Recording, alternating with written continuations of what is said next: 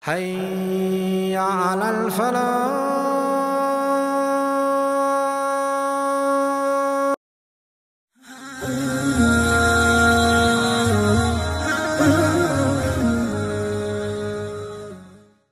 Every one of us should see ourselves next year, from this Ramadan to next Ramadan, or what Ramadan's already over. So this December to next December, this winter to next winter, how am I going to be a better Muslim? And I'd like to highlight 3 areas. So for those of you that are writing this down, just 3 areas where you want to be able to say to yourself in a tangible way, I'm better off. I've made some progress in 3 areas at least. The first of those areas is worship. The first concern is worship. Has my Fajr improved? Am I making Isha and Fajr at least on time perfectly? The guys, am I waking up for Fajr and making it to the masjid? Make it a goal. Maybe you're not doing it every day, but set a goal that you're going to accomplish that this year. More and more and more, you're going to be able to get it. And I'm going to go to sleep earlier. Oh my God, youth, you can't accomplish anything in life if you don't go to sleep early. I'm telling you, those deep conversations you have over hookah at night? Yeah, that's not reviving the ummah. Let me just tell you now. That was deep, bros. Good talk, good talk. Then you wake up at 10 a.m. to pray Fajr. The ummah sure going to revive through that. There's some deep discussions last night over some shawarma and some hookah. Go to sleep on time. Go to sleep on time. Wake up early. Get your Fajr right. Get your Quran in the morning. Inna Quran al-Fajri kana mashhudan. Get your Quran in order. We talk about changing the world. We can't even change our day yet. We can't even change our day yet. When you change your day, then you can change your year. That means you can change your life. But you start with your day. There's a daily goal. My mornings have to become more productive in terms of worship. In terms of worship. Part of worship I would include, especially those of you that are people of vision, your vision will come, your inspiration will come with the Quran. And the Quran has to be in your heart. You have to have a project of memorizing as much Quran as you can. As little at a time as possible. If you can handle more, take on more. But every day, Fajr and a little bit of memorization, a little bit of recitation, and that's what starts your day. And I can guarantee you, if you do that in your life, even if you do that this week once, if you do it once, you will notice the difference the rest of the day. You will notice that day has more barakah in it, you're getting more accomplished. The doors around you are opening, opportunities are coming, your mind is clearer, creative ideas are coming to you. You'll see Allah brings those blessings to you, opens those doors that are otherwise closed. So the first of how many areas did I say? I said 3 areas, and the first of those areas is worship. That's the first area I'm going to improve in. The second area that you really have to work on, that you really, really have to be concerned with, is knowledge. And how am I going to grow in my knowledge this year? And by the way, I separate knowledge from worship. I separate the two. Because some people focus so much on knowledge and their worship is terrible. They don't worship. They think their knowledge is compensating them for it. So they're studying lots of tafsir and they know a lot of tajweed, but they don't even pay attention in salat. I mean, what are you doing? What's that knowledge for?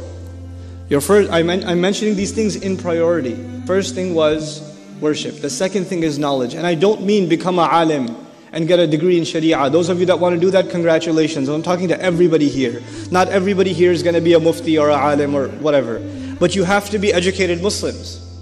You have to be, there needs to be some minimal level of education in your Islam. And my recommendation for you for that is that by the end of the year, the coming year, you've studied at least a couple of things. You've studied the seerah, the life of the Prophet ﷺ, once. And you should do it every year once. And actually you should read a different source on the seerah every year for the next few years. And really study it. So if you take one book don't ask me which book you should read on the seerah, read all of them. But take one at a time. Take one and go through it 1 year. Then go again to the seerah again another year. Then again another year. And you know what? Because that is the life of that man sallallahu alaihi wasallam is our vision, is our inspiration. So you have to keep going back to it. That's a part of your education. And it'll give you perspective and it will open doors for reflection and contemplation for you. That study of seerah in and of itself. There are wonderful resources on that available, and I don't think you'll have any trouble finding them, inshallah ta'ala. At the same time, you have to make substantial gains. In that same year, you have to make substantial gains in your Quran. I'm still in the area of knowledge. First area was worship, second area is knowledge, right? In this knowledge, you have to make some substantial gains in your Quran, which, let's just say you decided this year you're going to try to memorize, I don't know, Surah Al-Kahf, let's just say. So you set a goal, for this year I'm going to memorize Surah Al-Kahf. That means I'm going to memorize it, I'm going to study its tafsir, I'm going to read it in translation, I'm going to try to understand every word in its vocabulary. If there's a lecture series on Surah Al-Kahf, if there's a tafsir available on Surah Al-Kahf, if there's an article and paper on Surah Al-Kahf, I'm going to take it and I'm going to consume it. This is Surah Al-Kahf year for me. Next year might be Surah Al-Rahman year. The year after that might be Surah Al-Baqarah year. I don't know. Maybe it's a couple of surahs a year. But every year you make a substantial gain in your Quran. Tangible. Don't just say I'm going to study the Quran. Don't do that. And don't just pick random passages. Take a surah, take a couple of surahs and focus. My biggest criticism of Muslim youth today is we don't have focus. Focus on one thing. Get it right. At least you can look back and say, Alhamdulillah, this year I accomplished 1 more surah, 2 more surahs, 3 more surahs, something. And when you study a surah, you don't just learn its meanings. As a student came up and asked me, what's more important, you think? Understanding the Quran or memorizing it? And I said, how do you think that those two things are separate? Why do you think that? You know why we memorize the Quran? So we can repeat it over and over again. And when we repeat the ayat over and over again, Allah gives us more room to think and reflect more and more. And you start seeing things when you recite something 10 times that you didn't see when you recited it 9 times. He opens more doors. Wallahi, this is true of the Quran. The more you recite it, the more you understand it. And the less you recite it, the less you understand it. It's not like any other book. And memorizing it is a fundamental piece of understanding it. It is a fundamental of understanding it. So the surah you're going to study and understand better be the surah you're memorizing. Those two things go hand in hand. So I talked about seerah and I talked about Quran. Now I'll add one light elective. This is your Islamic semester for the year, for yourself, right? I'll add an elective to this semester. And the elective is at least 3 or 4 du'as. 4 du'as, you studied them, you memorized them, and they became a part of your day. This is actually combining knowledge and, oh, I got 10 minutes is like an eternity. I don't need 10 minutes. But that's okay. You know, memorizing a few du'as from the Prophet ﷺ that you can make a part of your day. Now you're combining knowledge with practice. You're combining both of those things. Okay? And actually each of these 3 areas of knowledge that I mentioned, and I didn't mention others. I know there's fiqh, I know there's aqidah, I know there's tafsir, I know there's other areas of knowledge. I mentioned these 3 things on purpose because these 3 things will make you a better Muslim immediately. Immediately they start having a practical impact on you. Your salah starts improving because you're reciting Quran that you've understood. You know, your love of the Prophet ﷺ is increasing because you're learning about his life every year. So every time you send salawat upon him, it's deeper. Those salawat are deeper felt. Your knowledge of dua is bringing you closer to Allah because now you know what you're asking Him. You know what you're actually asking Him. Now, this is knowledge. So the first thing was worship and the second thing was knowledge. And I hope you see how I tried to fuse those 2 things too. Even though I kept them separate, one is helping the other. So if your knowledge is not helping your worship, I don't know if it's real knowledge.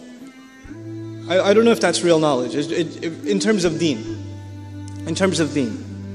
Then there's the third area, and that is service. There's service. And that's where you have to figure out, you have to set some time, whether it's once a week, whether it's on the weekends. You don't need the screen anyway. If it was on the weekends, whether it's, once in a month, but you have to do some kind of service, meaning help people. Help people. And that doesn't mean that you necessarily have to do this under an Islamic banner. If you want to volunteer at Habitat for Humanity, do it. It's okay, it'll be cool to see a bearded guy helping out with that too. It'll be cool. We don't have to do things under our own banner. Good causes are good causes. Whether Christians are doing them, Jews are doing them, the Gates Foundation's doing them, it doesn't matter. If it's a good cause, you can be a part of it. And actually, personally, I recommend Muslims to be part of good causes that are run by non-Muslims, so they get to see that Muslims care too. And it gives them an opportunity to ask Muslims questions about Islam. It gives them that opportunity. So volunteer, help out, be part of something you feel passionately about. And just do that for yourself. Don't publicize it, don't tweet about it. Just helped out, volunteered today. Feel really good, alhamdulillah. Humble brag. Like, don't do that. Just do it for yourself.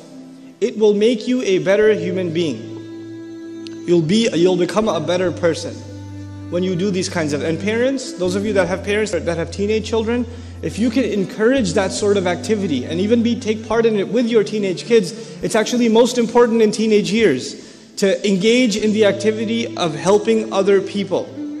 That's part of what builds maturity. Because the teenage years are when our youth in general, not just Muslim youth in general are the most self-absorbed. They're really just, their world is themselves and how they look and their friends and their Facebook status or how many friends they have or whatever. That stuff becomes really important. Assalamu alaikum wa rahmatullah. If you enjoyed this video, please do share it with friends and family. If you want to see more videos from this series, click on the box at the top. If you want to see other videos, click on the box at the bottom. And don't forget to hit the subscribe button. Thanks.